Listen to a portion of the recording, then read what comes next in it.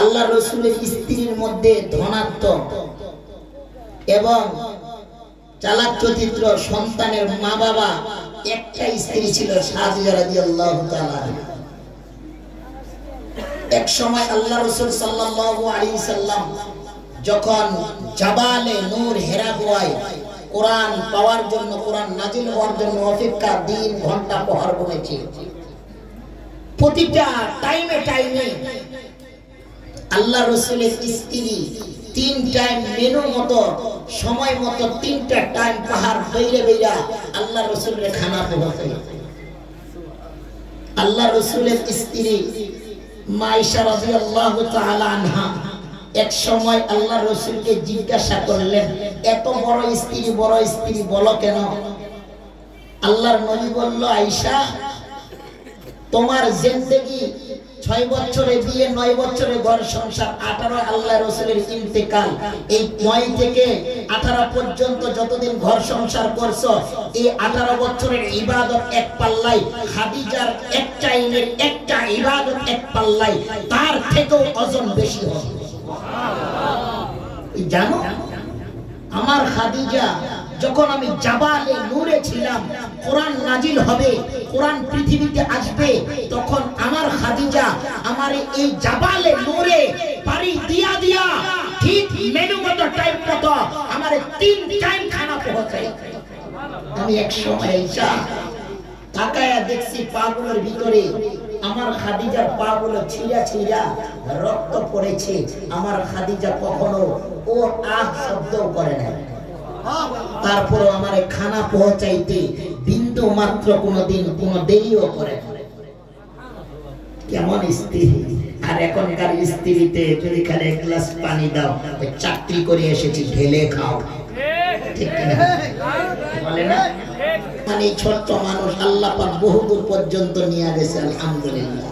যদি আমার কাঠগুজারি আধাটা ঘন্টা বলে মেমোরি হ্যাং করবে, কেমনে কি সম্ভব? আমাকে এক সময় বলেছে কে বিয়ে করবে, আমার ঘরে এমন একজন দিদি, আমার ওস্তাদ আমাকে বলেছিল, একদিন তাহাজ্জুদ করে অজ্ঞান হয়ে গেছে, আমার ওস্তাদ টুকায়া লয়ে আইসা হুশ কইরা বলছে, বাবা কেন কান্দো?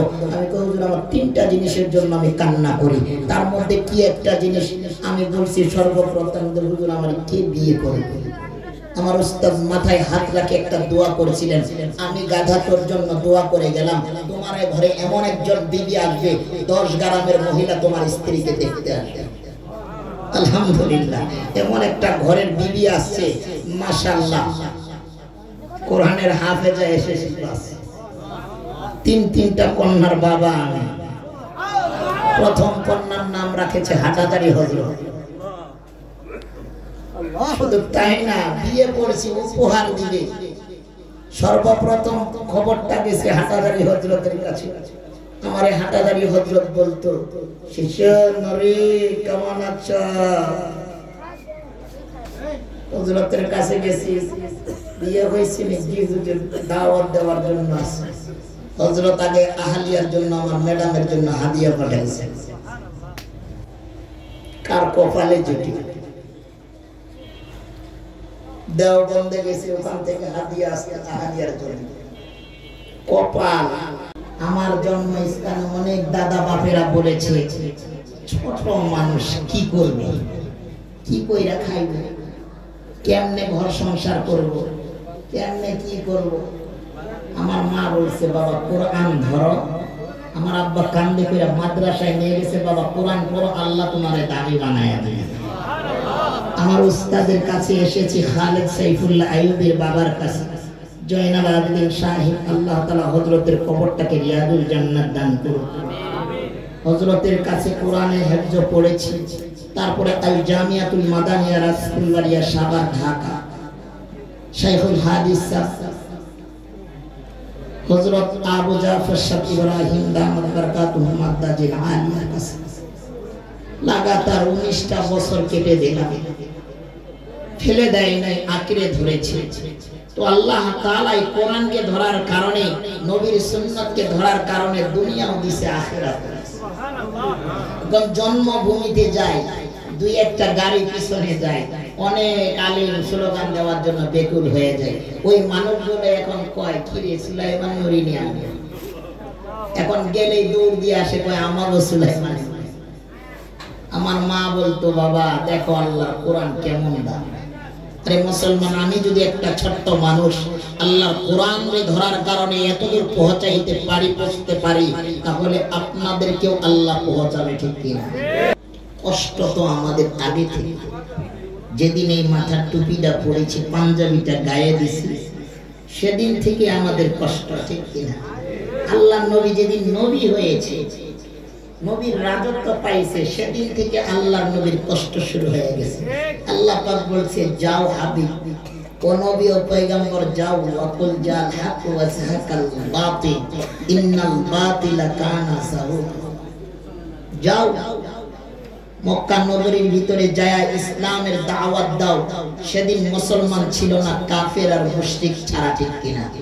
আল্লাহর নবী দাঁড়ে দাঁড়ে দাওয়াত দিয়েছে লা ইলাহা ইল্লাল্লাহ, নেই কোনো মাবুদ আল্লাহ। সেদিন যখন দাওয়াত দিয়েছে, আল্লাহ পাক বলেছে হাবিব দোস্ত তুমি ইসলামের দাওয়াত দাও, তোমার বিরোধিতা বাইরের মানুষ করবে না, নিজের ঘরের মানুষ তোমার বিরোধিতা করবে, ঠিক কি? সেদিন রাসূল কি ইসলাম ছেড়ে দিয়েছে, পলায়া গেছে, লুকায়া গেছে?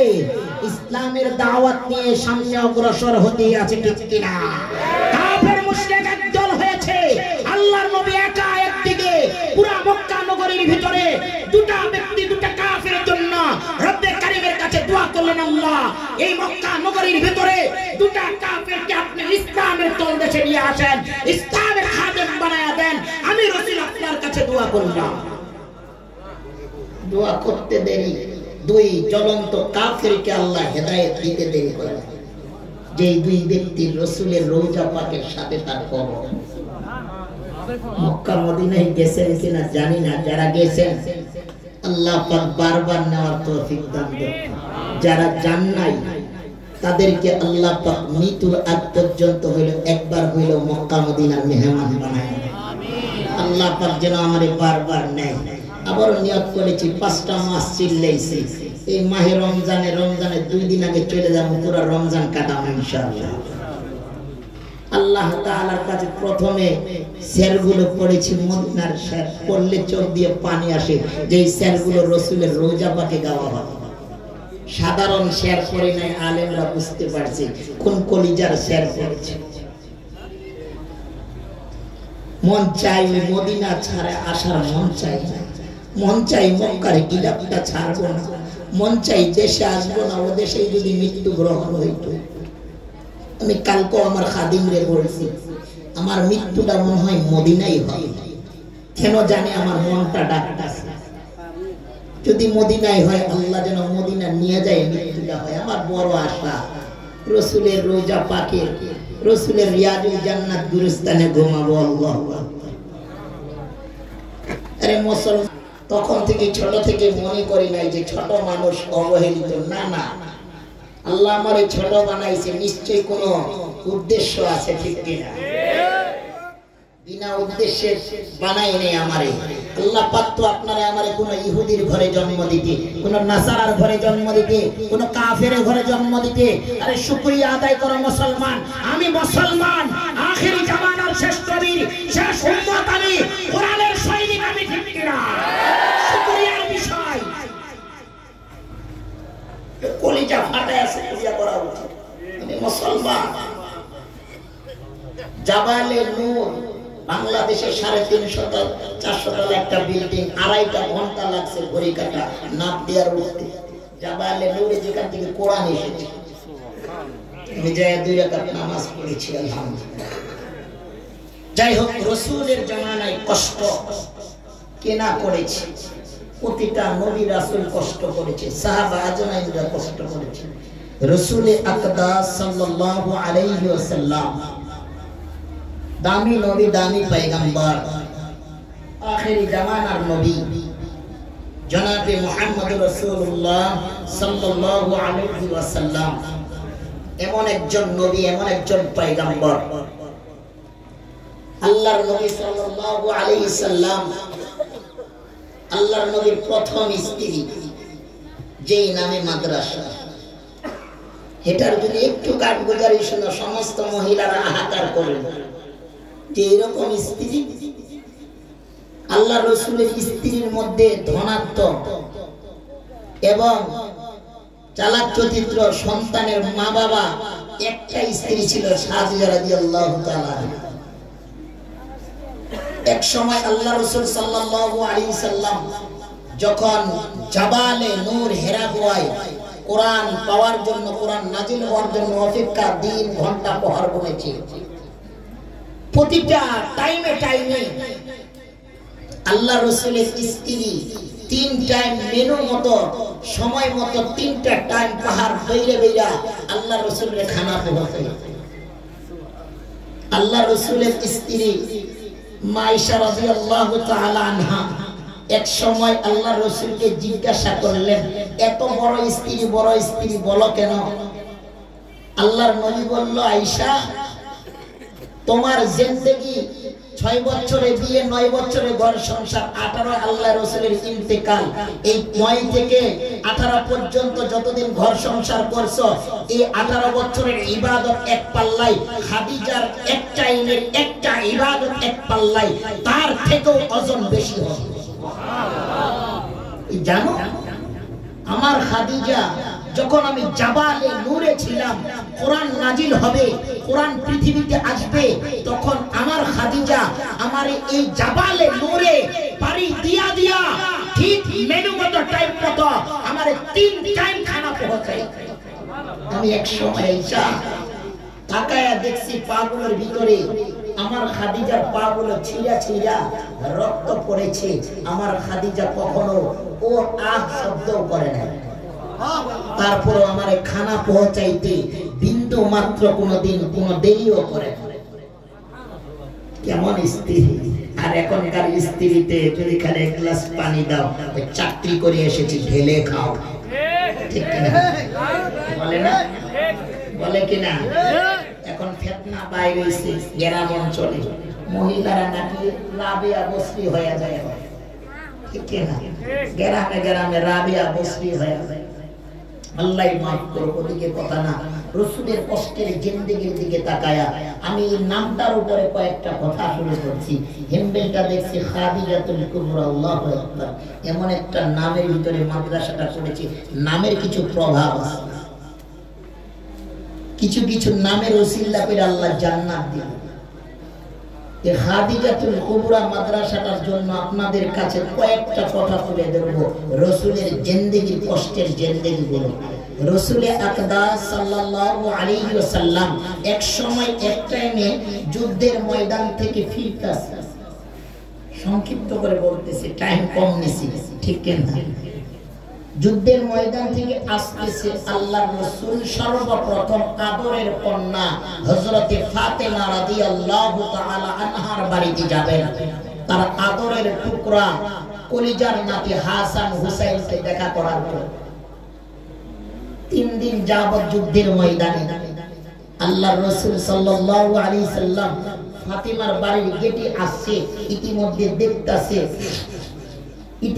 দেখতাছে আদরের কন্যা হযরতে ফাতেমা আমার আদরের নাতি, আমার রাসূলের নাতিরে লয়া লইয়া বিছানায় বলতেছে, বাবা ঘুমায়া যাও, আর তোমাদের জন্য খানা পাক হইতেছে।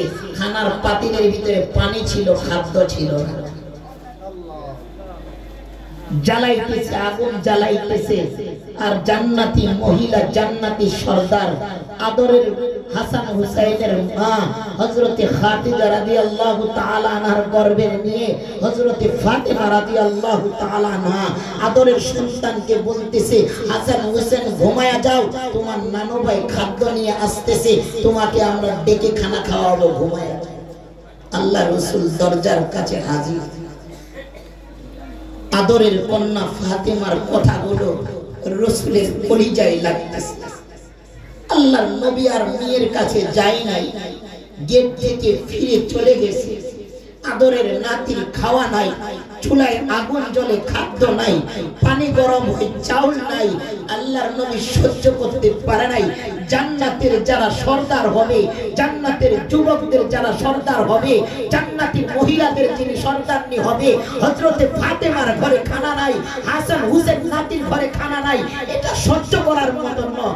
আল্লাহ রাসূল গেট থেকে ফিরে মক্কার দিকে রওনা হয়ে গেছে। এক ইহুদি ব্যক্তি চিৎকার করে, কে আসো আমার খেজুরের বাগানে পানি দিয়ে দিবা, আমি তাকে 1 দিরহাম টাকা দেব।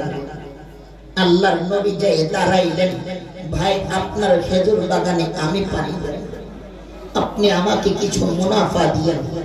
ইহুদি ব্যক্তি চিনে না তিনি আখির জামানার পয়গম্বর, তিনি চিনে না শেষ নবী, তিনি চিনে না তিনি মুহাম্মদুর রাসূলুল্লাহ সাল্লাল্লাহু আলাইহি ওয়াসাল্লাম। আল্লাহর নবীকে বললেন, এই যে আমার খেজুর বাগান, এই যে আপনাকে একটা বালতি দিলাম, এই সমুদ্র থেকে পানি তুলবেন আর আমার খেজুর বাগানে দিবেন। আমার সমস্ত খেজুর বাগানটা আপনি পানি ভরপুর করে দেবেন, আপনি পানি ভরপুর করে দেবেন, দিতে দেরি আপনার মুনাফা বেতন দিতে আমি দেরি করব। আল্লাহর নবী সাল্লাল্লাহু আলাইহি ওয়াসাল্লাম কেমন নবী, কেমন পয়গম্বর আমরা জানি না মুসলমান। আল্লাহর নবী সাল্লাল্লাহু আলাইহি ওয়াসাল্লাম যখন মায়ের গর্ভে আসলেন, ইতিমধ্যে পুরা ঘর সুগন্ধিত ভইরা গেছে। আল্লাহর নবীর দাদা যায়া জিজ্ঞাসা করে, বৌমা কেন এত সেন্ট ব্যবহার করো, কেন এত আতর সুগন্ধি ব্যবহার করো? আল্লাহর নবীর আম্মা যখন কলসে পানি নিতে যাবে, আল্লাহর নবীর দাদা দাদি বলে, আহারে বৌমা তুমি রাস্তা দিয়ে হাঁটো, সুগন্ধ ভরপুর হয়ে যায়, এটাও তো গুনার একটা অংশ হয়ে যায়। আল্লাহর নবীর আম্মা বললেন, আম্মা জান বলেছে, আব্বা আমি তো কোনোদিন কোন সুগন্ধি বা আতর কোনোদিন ব্যবহার করি না। আব্বা আপনি কি জানেন, আপনার আদরের নাতি যখন আমার গর্ভে এসেছে, সেদিন থেকে আমি কলসে কইরা পানি নিতে যাই, আকাশের সূর্যটা আমার কাছে চলে আসে, আমি যেই দিক দিয়ে হাঁটি সেই দিক দিয়ে আকাশের সূর্যটা আমার পিছপা পিছপা যায় যায় আমার ছায়া দান করে। ও আব্বা আপনি কি জানেন, সেদিন থেকে আমি যখন গেটের বাইরে হই, আসমানের তারা সূর্যগুলো আমার সালাম জানাই, জমিনগুলো সালাম জানাই, গাছের পাতাগুলো সালাম জানাই, গাছের পশু পাখিগুলো আমার সালাম জানাই, আর সম্মানার্থে কথা বলে, ওগো আব্বা আমি আমার জিন্দেগি ভর কোনদিন আমি সুগন্ধ ব্যবহার করি নাই। আল্লাহর নবী কেমন নবী, কেমন পয়গম্বর।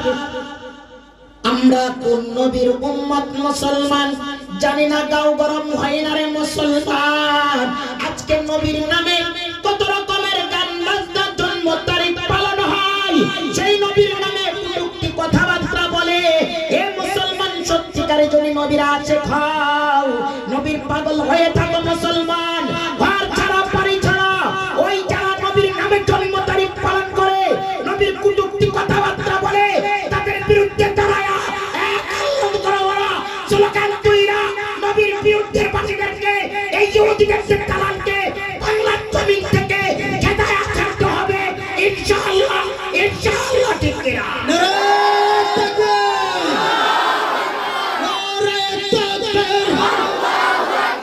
বিশ্বনবীর দুশমনেরা, বিশ্বনবীর দুশমনেরা, নবীর পরে নবী নাই, সংসদে আইন চাই, নবীর পরে